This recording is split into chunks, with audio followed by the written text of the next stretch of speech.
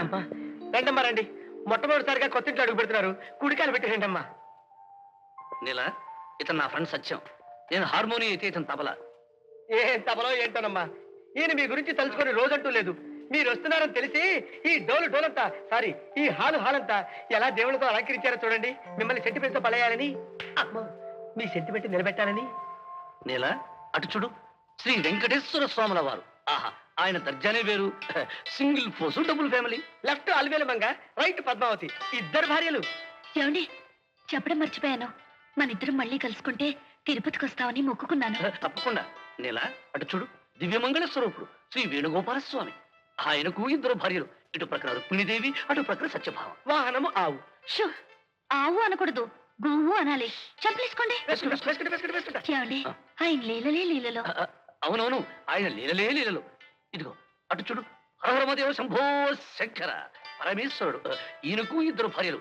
ఎంతో అన్యూన్యంగా ఉంటారు, కలిసి మెల్లిసి. నెత్తిన గంగ, పక్కన పార్వతీదేవి, వెనక ఎద్దు. ఎద్దు అనకూడదు, నంది అనాలి. ఓహో నంది. ఎద్దులాగుంటాను, చెప్పలేసుకుంటానమ్మా. ఏమండి, ప్రతి సోమవారం శివాలయంలో అభిషేకం చేయిస్తే అన్ని అరిష్టాలు పోతాయట. తప్పకుండా చేద్దాం. ఆయనతో పాటు ఆయన ఇద్దరు భార్యలు కూడా చేద్దాం. ఇటు చూడు, హరోహర శ్రీ సుబ్రహ్మణ్యేశ్వర స్వాముల వారు. వీరికి ఇద్దరు భార్యలు, వల్లి దేవసేన. వాహనము నెమలి లేదా మయూరము. చూడండి సత్యం గారు, అమ్మా ఈ దేవుళ్ళ పటాలన్నీ తెచ్చింది మీరేనా? అవునమ్మా, స్వయంగా నేనే తెచ్చాను.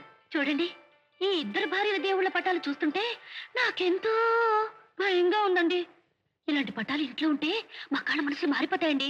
అందుకని ఈ పటాలన్నీ కట్టగట్టి మీ ఇంటికి తీసుకెళ్ళండి. ఒక్క శ్రీరాములు వారి పటం మాత్రం నాకు తెచ్చిపెట్టండి. ఎందుకంటే నా భర్త శ్రీరామచంద్రుడు కాబట్టి. భాస్కర, తను షాకు తినకూడదని ప్రయత్నిస్తే మనకే షాక్ ఇచ్చి వెళ్ళింది తపల్లా. ఇంకా ఎన్ని షాకులు ఇస్తుందో ఏమో. తపలా. అయ్యో, ఏమిటండి హాయిగా తలంటు స్నానం చేయకుండా తొట్టి స్నానం ఏమిటి? తొట్టి స్నానం. తలంటు స్నానమా? ఈరోజు శనివారం, మీరు కూర్చొని చెప్తాను. కుంకుడికాయ రసంతో తలంటుతాను. కుంకుడుకాయ రసం? ఇన్ని రోజులు నేను లేను, మిమ్మల్ని పట్టించుకునేవారే లేరు. కదలకండి. అది కాదు నెల, కంట్లో పడుతుంది. ఉన్నని చెప్తాను. ఇంకా ఎవడు చెప్పేది? నా కళ్ళు మండుతుంటే. అయ్యో వద్దు.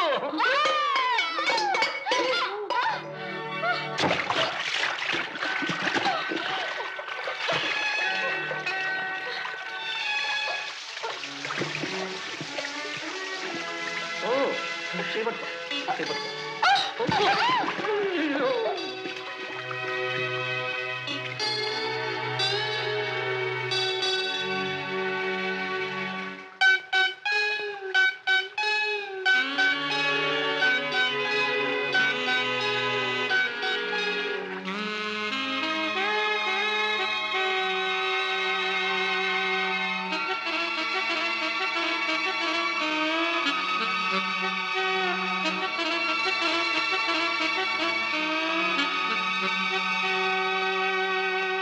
అమ్మో, అయ్యో, దేవుడు, విమానం వస్తుంది, ప్రమాదం వస్తుంది, విమానంలో ప్రమాదం వస్తుంది. విమానంలో ప్రమాదం ఏమిటో నీ బొంద?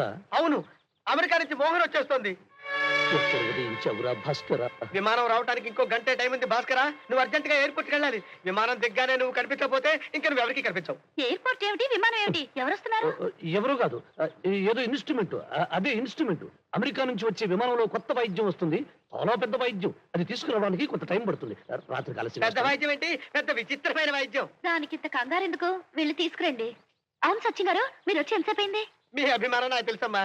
మీరే స్వయంగా లోపలికి వెళ్ళి కాఫీ కలుపుకొని తీసుకురావాలనేగా.